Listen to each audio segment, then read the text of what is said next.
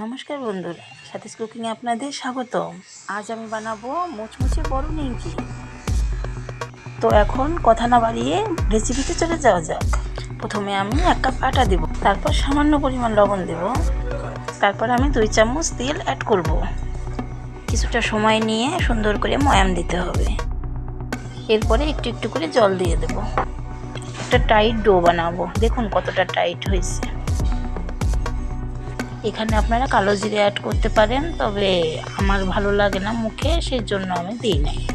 তারপর আমি রুটিটা বেলে নেব ঠিক এভাবে। এরপর আমি রুটির মধ্যে একটু তেল মাখিয়ে নেব আর আটা ছিটিয়ে দেবো। একটু একটু করে সামান্য পরিমাণ আটা ছিটিয়ে দেব। এরপরে এই রুটির উপরে আরেকটা রুটি রাখবো। তারপর আবার তেল ব্রাশ করে আবার সামান্য পরিমাণ আটা ছিটিয়ে দেব। এরপরে রোলের মতো করে 2টা রুটি একসাথে করে পিছিয়ে নেব। এখন আমি কেটে নেব। যে যেরকম খুশি কাটতে পারে, কেউ ছোট করেও কাটতে পারে, কেউ বড় করেও কাটতে পারে। দেখুন আমি এই সাইজটা। তারপর আমি লেচির মতো করে গোল করে এভাবে কেটে নেব। কেটে নিয়ে তারপর এই যে এইভাবে 4 ভাঁজ করে নেব। ব্যাস, আর সামান্য পরিমাণ একটু বেলে নেব। আমার সব কয়টা নিমকি বেলা কমপ্লিট। এই দেখুন এভাবে আমি বেলে নিয়েছি।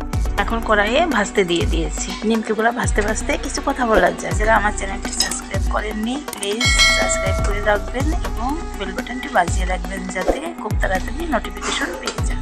তো কথা বলতে বলতে আমার সব কয়টা নিমকি ভাজা কমপ্লিট।